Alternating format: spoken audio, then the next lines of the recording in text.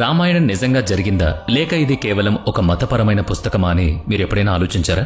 రావణుడి దగ్గర నిజంగానే విమానాశ్రయాలు, పుష్పక విమానం వంటి అధునాతన సాంకేతిక అద్భుతాలు ఉండేవా?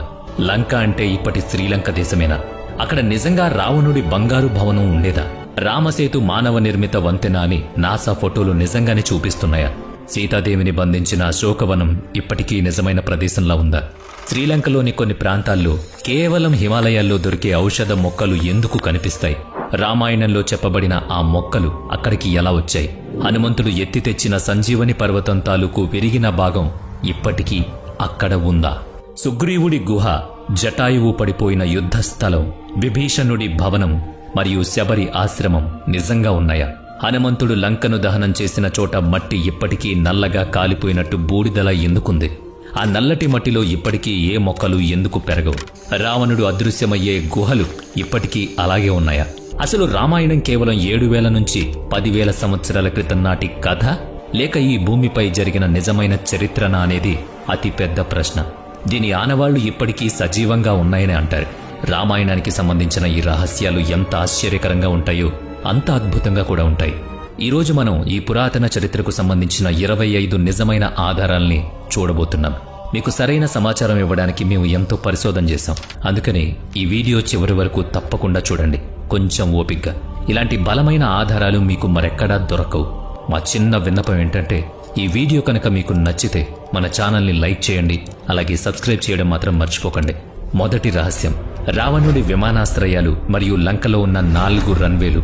గత 10 సంవత్సరాలుగా శ్రీలంక రామాయణ రీసెర్చ్ అథారిటీ వాళ్లు అనేక మారుమూల కొండ ప్రాంతాల్లో పరిశోధనలు చేసి చూశారు. వారి నివేదికలో 4 ప్రదేశాలు దొరికాయి. వీటిని స్థానికులు ఇప్పటికీ విమాన ప్రదేశాలని పిలుస్తారు. అవి వరియపోల, ఉస్సంగుడ, రుమస్సల మరియు హింగుర్కొడ. ఈ 4 ప్రాంతాల్లో ఒక ఉమ్మడి అంశం ఉంది. ఇక్కడ నేల పూర్తిగా చదునుగా, గట్టి ఎర్ర మట్టితో సూటిగా ఉంటుంది. ఇక్కడ ఎలాంటి సహజమైన కొలతలు లేవు. కొన్ని చోట్ల కాలిపోయిన ఆనవాళ్లు కూడా ఉన్నాయి. ఉత్సంగొండ ప్రాంతం ఎంత రహస్యమైందంటే, శ్రీలంక ప్రభుత్వం దీన్ని రక్షిత ప్రాంతంగా ప్రకటించింది. శాస్త్రీయ విశ్లేషణల్లో ఇక్కడ మట్టి 1000 సంవత్సరాల క్రితం ఏదో అత్యంత వేడి వస్తువు వల్ల కాలిపోయినట్లు తేలింది.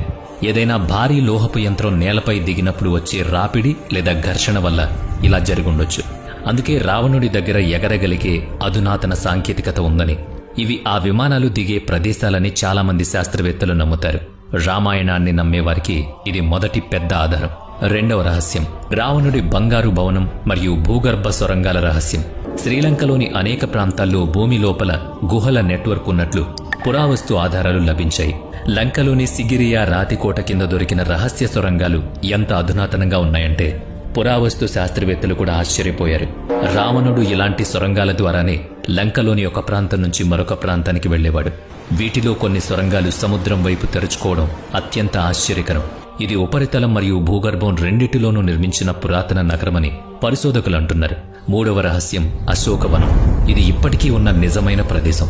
రామాయణంలో వర్ణించిన అశోకవనం ఉన్న ప్రదేశాన్ని నేడు శ్రీలంకలో సీతా ఎలియా అని పిలుస్తారు. ఇక్కడ వాల్మీకి మహర్షి వర్ణించిన అదే అశోక చెట్లు, అదే పెద్ద రాయి మరియు పక్కనే ప్రవహించే నీటి ధార ఉంటాయి. ఇక్కడ సీతాదేవి గుహ అని పిలిచే ఒక గుహ ఉంటుంది. శ్రీలంక ప్రభుత్వం ఈ ప్రాంతానికి వారసత్వ ప్రదేశ హోదానిచ్చింది. సీతాదేవి నివసించిన ప్రదేశం ఇదే. హనుమంతుడు సీతాదేవిని మొదటిసారి కలిసిన రాయి అదే. రావణుడు సీతాదేవిని భయపెట్టిన తోట కూడా ఇదే. రామాయణం కేవలం కల్పన కాదని, అది నిజంగా జరిగిందని ఈ ప్రదేశం ప్రత్యక్ష సాక్ష్యంగా రుజువు చేస్తుంది.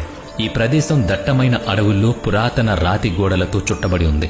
ఈ ఆనవాళ్లు ఇప్పటికీ సజీవంగా ఉన్నాయి. 4వ రహస్యం: సీతాకోట.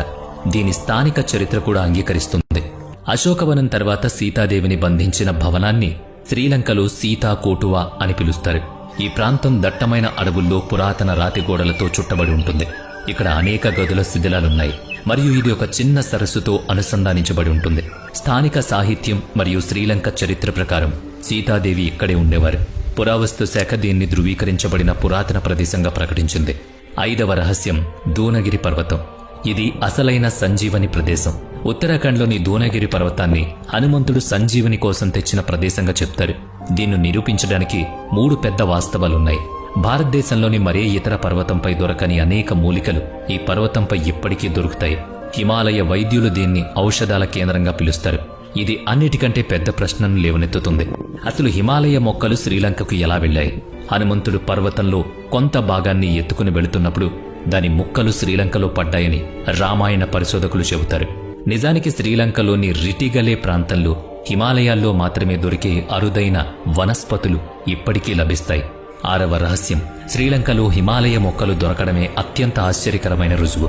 శ్రీలంకకు చెందిన పెరాడేనియా విశ్వవిద్యాలయం వాళ్ళు ఒక సమగ్ర వృక్షశాస్త్ర సర్వే నిర్వహించారు. రిటిగలే పర్వతాల్లో అనేక అరుదైన హిమాలయ జాతులు ఉన్నట్లు వారి పరిశోధనలో తేలింది. సహజంగా అక్కడ అవి పెరగడం అసాధ్యమని వృక్షశాస్త్రం చెబుతోంది. ఈ మొక్కలు శ్రీలంకలో సహజంగా పెరిగే అవకాశం లేదని శాస్త్రవేత్తలు చెబుతున్నారు. ఇవి హనుమంతుడు తెచ్చిన పర్వతం నుంచి కింద పడిన మొక్కలే అని పరిశోధనలు వాదిస్తున్నాయి. ఈ ఆధారం రామాయణం యొక్క శాస్త్రీయ మూలాలను చాలా బలపరుస్తుంది. 7వ రహస్యం, రామసేతు. నాసా ఫోటోలు ప్రపంచాన్ని ఆశ్చర్యపరిచాయి. నాసా విడుదల చేసిన ఉపగ్రహ చిత్రాల్లో భారతదేశం మరియు శ్రీలంక మధ్య రాళ్లతో కూడిన 31 కిలోమీటర్ల పొడవైన సరళ రేఖ కనిపిస్తుంది. ఇందులో దొరికిన అతిపెద్ద విశేషం ఏంటంటే పైనున్న రాళ్లు 7,000 సంవత్సరాల నాటివి కాగా కింద ఉన్న ఇసుక 4,000 సంవత్సరాల నాటిది. అంటే ఇసుక కంటే ముందే అక్కడ రాళ్లను ఉంచారు. ఇదేదో సహజ సిద్ధంగా జరిగిన సంఘటన కాదని మీకే అర్థం అవుతుంది. అంతేకాకుండా ఆ రాళ్లలో గాలి రంధ్రాలు ఉండడం వల్ల అవి నీటిపై తేలతాయి. అంటే ఇది మానవ నిర్మిత కట్టడమని చెప్పడానికి ఇదే రామాయణంలోని అత్యంత బలమైన సాక్ష్యం. 8వ రహస్యం, రామసేతు తేలే రాళ్లు. దీనికి కారణం సైన్స్ కూడా చెప్పలేకపోయింది. రామసేతు రాళ్లపై ఉన్న అతిపెద్ద ప్రశ్న ఏంటంటే నిజంగా కొన్ని రాళ్లు నీటిలో తేలతాయా? రామేశ్వరం మరియు తమిళనాడు తీర ప్రాంతాల్లో వేల కొద్దీ ప్రజలు ఇప్పటికీ నీటిపై తేలే రాళ్లను చూపిస్తూ ఉంటారు. ప్యూమిస్ రాయి నీటిలో తేలుతుందని సైన్స్ చెబుతోంది. కానీ భారతదేశ తీర ప్రాంతాల్లో సహజంగా ప్యూమిస్ రాళ్లు దొరకవు. ఇవి అగ్నిపర్వత రాళ్లు కావు. వీటిలో సముద్రపు మట్టి మరియు గవ్వల ఆనవాళ్లు కూడా ఉంటాయి. అంటే ఇది సహజమైన ప్యూమస్ రాయి కాదని అర్థం. దీనిపై జియోలాజికల్ సర్వే ఆఫ్ ఇండియా పరీక్ష నిర్వహించింది. వారి నివేదికలో ఈ రాయి లోపల స్పాంజ్ లాగా ఉన్నట్టు తేలింది. లోపల చాలా చిన్న గాలి గదులు కూడా ఉన్నాయి. అందుకే ఇవి నీటిపై తేలుతున్నాయి. దీని నుంచి ఒక పెద్ద తర్కం బయటపడింది. ఈ రాళ్లను నీటిపై తేలేలా చేయడానికి పురాతన సాంకేతికతతో వాటినిలా తయారు చేసి ఉండొచ్చు. ఇక 9వ రహస్యం, కాలిపోయిన లంక. హనుమంతుడు లంకను దహనం చేశాడని రామాయణం చెబుతోంది. ఇది కేవలం మతపరమైన విషయంగా అనిపించొచ్చు, కానీ దీనికి నిజమైన నిలువెత్తు ఆధారాలున్నాయి. అక్కడ శ్రీలంకలోని ఉత్సగొండ, రావణపాతన మరియు కతరగామ ప్రాంతాల్లో భూమి లోపల పొరలు ఎప్పటికీ నల్లగా బొగ్గులా ఉంటాయి. అక్కడ దొరికిన మట్టిలో కాలిన కార్బన్ ఆనవాళ్లున్నాయి. ఆ మట్టిలో ఇప్పటికీ ఎలాంటి మొక్కలు పెరగవు. కాని చుట్టుపక్కల మట్టి మాత్రం సాధారణ రంగులో ఉంటుంది. ఇక్కడే హనుమంతుడు లంకను కాల్చాడని స్థానికులు బలంగా చెప్తున్నారు. చెప్పటం కాదు, అది నిజం. శాస్త్రీయంగా కాదు, పరిశోధనల పరంగా. 10వ రహస్యం, సుగ్రీవుడి గుహలు. రాముడితో మొదటి కలయిక జరిగిన ప్రదేశం ఇది. కిష్కింద రాజు సుగ్రీవుడు తన సోదరుడైన వాలి భయంతో మతంగ ముని ఆశ్రమం ప్రాంతంలో దాక్కున్నాడు. ఆ ప్రదేశం నేడు కర్ణాటకలోని హంపీలో ఉంది. హంపీలో సుగ్రీవుడి గుహగా గుర్తించిన ప్రదేశం గురించి 3 ముఖ్యమైన విషయాలున్నాయి. 1, గుహ బయట ఉన్న పెద్ద కొండలపై పురాతన చేతి గుర్తులున్నాయి. వాటిని స్థానికులు వానరుల గుర్తులు అని అంటారు. 2, గుహ నిర్మాణం సహజంగా ఏర్పడినట్లు అనిపించదు. బయట ఉన్న ఒక రాయిపై సుగ్రీవుడు రాముడితో మొదటిసారి మాట్లాడిన ఆనవాళ్లు ఇప్పటికీ ఉన్నాయి. 3, గుహ ముందున్న లోయ భౌగోళికంగా వాలి రాలేని విధంగా ఉంటుంది. వేల సంవత్సరాల నుంచి ఇది రామాయణంలో కీలకమైన ప్రదేశంగా పరిగణించబడుతుంది. 11వ రహస్యం, జటాయువు చివరి యుద్ధ స్థలం. కేరళలో ఉన్న జటాయువు ఎర్త్ సెంటర్ కేవలం ఆధునిక పర్యాటక ప్రదేశం కాదు. ఇది రామాయణానికి సంబంధించిన అతిపెద్ద ఆధారం. రావణుడు సీతాదేవిని అపహరించుకుపోతున్నప్పుడు జటాయువు ఇక్కడే అడ్డుకున్నాడు. రావణుడితో యుద్ధం చేసి గాయపడిన జటాయువు ఇక్కడే కిందపడి ప్రాణాలొదిలాడు. పురావస్తు బృందాలకు ఇక్కడ పురాతన రక్తపు మరకలు దొరికాయి. పురాతన ఆయుధాలు మరియు పెద్ద రాళ్లపై పక్షుల గోర్లు కూడా ఉన్నాయి. ఈ గుర్తుల పరిమాణం ఎంత పెద్దగా ఉందంటే ఇవి సాధారణ పక్షిజాతి కంటే చాలా పెద్దవి. ఇక 12వ రహస్యం, విభీషణుడి భవనం మరియు లంకలోని రహస్య గుహలు. శ్రీలంకలోని కేలానియా ఆలయం ఉన్న ప్రదేశంలోనే విభీషణుడి నివాసం ఉండేదని ప్రజలు నమ్ముతారు. ఇక్కడ గోడలపై ఉన్న 2500 సంవత్సరాల నాటి చిత్రాల్లో రామాయణ దృశ్యాలు స్పష్టంగా కనిపిస్తాయి. అంతకంటే ఆసక్తికరమైన విషయం ఏంటంటే శ్రీలంకలోని అనేక ప్రాంతాల్లో సహజమైనవి కాకుండా మానవ నిర్మిత గుహల నెట్వర్క్ బయటపడింది. ఇక తరువాతి రహస్యం, శ్రీలంకలో సంజీవని మూలికల ముక్కలు దొరికాయి. ఇది కేవలం ఒక కథలా అనిపించొచ్చు, కానీ దీని వెనుక సైన్స్ ఉంది. మొదటి పరిశోధన ప్రకారం శ్రీలంకలోని రెటిగలే పర్వతంపై హిమాలయాల్లో మాత్రమే దొరికే అర్జున బ్రహ్మి వంటి అరుదైన ఔషధ మొక్కలు దొరికాయి. వృక్షశాస్త్రాలు 2వ పరిశోధనలో ఈ మొక్కలు సహజంగా శ్రీలంకలో పెరగడం అసాధ్యమని తేలింది. 3వ పరిశోధనలో భాగంగా చేసిన DNA పరీక్షలు ఈ మొక్కల జన్యువులు హిమాలయ జాతులతో 100% సరిపోలుతున్నాయి. ఇక 14వ రహస్యం, రావణుడి పుష్పక విమానం. ఇది పురాణమా లేక అధునాతన సాంకేతికత? రామాయణంలో వివరించిన పుష్పక విమానం కోరుకున్న చోటుకి ఎగరగలిగే వాహనం. శ్రీలంకలోని ఒక ప్రదర్శనలో దొరికిన పురాతన తాళపత్ర గ్రంథాల్లో విమాన యంత్రాల చిత్రాలు, రేఖలు ఉన్నాయి. కొన్ని పుస్తకాల్లో దీన్ని లంకా విమాన శాస్త్రం అని పిలుస్తారు. ఇందులో టేకాఫ్ నిర్మాణాలు, వాయువేగ నియంత్రణ, ప్రపల్షన్ వంటి విషయాలు ప్రస్తావించారు. ఆధునిక సైన్స్ దీన్ని పూర్తిగా అంగీకరించపోయినా రావణుడు సాంకేతిక పరిజ్ఞానం కలిగిన గొప్ప రాజని దీని ద్వారానే తెలుస్తుంది. 15వ రహస్యం, రాక్షసుల జాతి మరియు వారి DNA. రామాయణంలో రావణుడు, కుంభకర్ణుడు, మేఘనాథుడు ఇలాంటి వారిని రాక్షస కులం అని పిలిచేవారు. కథ విన్నప్పుడు ఇదంతా నమ్మశక్యంగా అనిపించదు. కానీ శ్రీలంకలోని కొన్ని ప్రాంతాల్లో దొరికిన అస్థిపంజరాలు ఇంకో వేరే కథను చెబుతున్నాయి. రిటిగలే, పొలొన్నరువా మరియు నువారా ఎలియా ప్రాంతాల్లో పురావస్తు శాఖకు వింతైన అస్థిపంజరాలు దొరికాయి. సాధారణ మనుషుల కంటే రెట్టింపు పరిణామంలో ఉన్న ఈ ఎముకల గూళ్లు అసాధారణంగా మందపాటి పుర్రెలుగా, భారీ దంతాలుగా దొరికాయి. DNA పరీక్షలు ఇవి మానవులేవే అని, కానీ శారీరక మార్పులు కలిగిన భారీ కాయలు అని తేలింది. వేద గ్రంథాల ప్రకారం రాక్షస అంటే నల్లని ఎత్తైన భారీ శరీరం కలిగిన ప్రజలు అని అర్థం. తమ పూర్వీకులు రావణుడి వారసులని శ్రీలంకలో కొన్ని గిరిజన తెగలు కూడా చెప్పుకుంటూ ఉంటాయి. ఇక 16వ రహస్యం, మాగలిస్ జలపాతం. సీతాదేవి అడవిలో గడిపిన ప్రదేశం ఇదే. శ్రీలంకలోని எல்லா ప్రాంతాల్లో మాగలిస్ అనే ఒక రహస్యమైన జలపాతం ఉంది. స్థానికులు దీన్ని సీతా జలపాతం అంటారు. ఈ ప్రదేశం గురించి 3 విషయాలు అద్భుతంగా కనిపిస్తాయి. 1, జలపాతం వెనుక సహజమైన గుహలున్నాయి. సీతాదేవి కొంతకాలం ఇక్కడే గడిపారని చెబుతారు. 2, జలపాతం దగ్గర సీత అనే ప్రదేశంలో నీరు ఎర్రగా గోధుమ రంగులో ఉంటుంది. 3, ఇక్కడికి వచ్చిన చాలామంది పర్యాటకులకు ఏదో తెలియని శక్తి ఉన్నట్లు అనిపిస్తుంది. జలపాతం దగ్గరున్న రాళ్లపై డెక్కల గుర్తులు, పాదాల ముద్రలు ఉంటాయి. 15వ రహస్యం, ధనుష్కోటితో రావణుడి సంబంధం. ఒకే రాత్రిలో సముద్రంలో మునిగిపోయిన నగరం ఇది.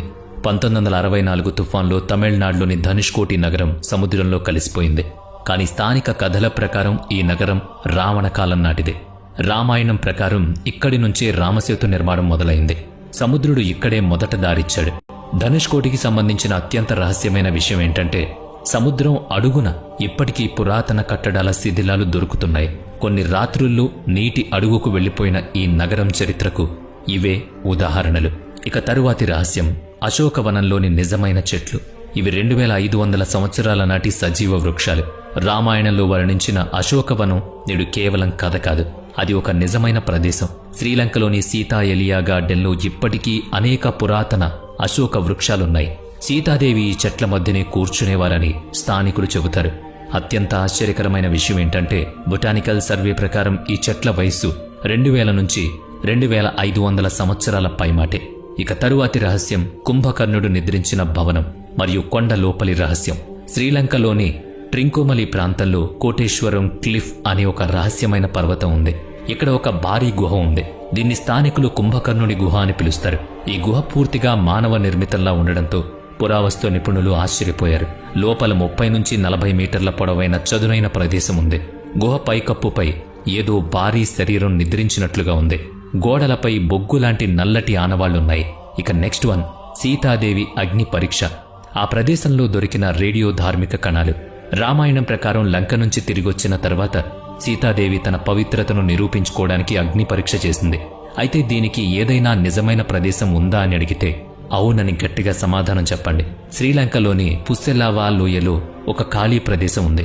అక్కడి మట్టి మిగిలిన ప్రాంతాల కంటే భిన్నంగా ఉంటుంది. ఇక్కడి మట్టిలో సిలికాన్ కార్బన్ పొర ఎక్కువగా ఉండడం ఒక ప్రత్యేకమైన శాస్త్రీయ వాస్తవం. 5 నుంచి 6 మీటర్ల లోతు వరకు రేడియో ధార్మిక కణాలు మరియు కాలిన ఆనవాళ్లు దొరుకుతాయి.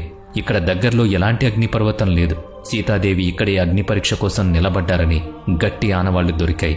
ఇక తరువాతి రహస్యం, రావణుడి నిజమైన దహన స్థలం. ఇక్కడ ఆయన అస్థికలు ఇప్పటికీ ఉన్నాయని అంటారు. శ్రీలంకలోని గురులుపోత అనే ప్రాంతంలో ఒక రహస్యమైన ప్రదేశం ఉంది. దీన్ని రావణుడి సమాధి అని పిలుస్తారు. ఇక్కడ పురావస్తు శాఖకు కాలిన రాళ్లు, భారీ మొత్తంలో బూడిద మరియు భూమి లోతుల్లో నల్లటి కార్బన్ అవశేషాలు దొరికాయి. ఇవన్నీ చూస్తుంటే ఇక్కడ ఏదో గొప్ప దహనం జరిగిందని అర్థమవుతోంది. రావణుడి అంత్యక్రియలు ఇక్కడే జరిగాయని స్థానికుల నమ్మకం. ఇక నెక్స్ట్ వన్, సంజీవన్ని సృష్టించడానికి రావణుడు ప్రయత్నించిన ప్రదేశం. రామాయణంలో లక్ష్మణుడు గాయపడినప్పుడు హనుమంతుడు ద్రోణగిరి నుంచి సంజీవన్ని తెచ్చాడు. కానీ రావణుడు కూడా ఈ ఔషధాన్ని సృష్టించడానికి ప్రయత్నించాడని చాలా తక్కువ మందికే తెలుసు. ఈ ప్రదేశాన్ని రావణ గార్డెన్ ఆఫ్ హెర్బ్స్ అని పిలుస్తారు. శాస్త్రవేత్తలు ఇక్కడ కొన్ని వింత విషయాలను కనుగొన్నారు. ఇక్కడ హిమాలయాలకు చెందిన 20 కంటే ఎక్కువ రకాల మొక్కలు వాటంతట అవే పెరుగుతున్నాయి. నిజానికి శ్రీలంకలో మొక్కలు పెరగడానికి అనుకూలమైన చల్లని వాతావరణం అస్సలుండదు. ఇక్కడ రాళ్లపై మూలికలను నూరిన చాలా చాలా పెద్ద గుర్తులు కనిపిస్తాయి. శపించబడిన రావణ జలపాతం. ఇక్కడ రావణుడి ఏడుపు శబ్దాలు ఇప్పటికీ వినిపిస్తాయి.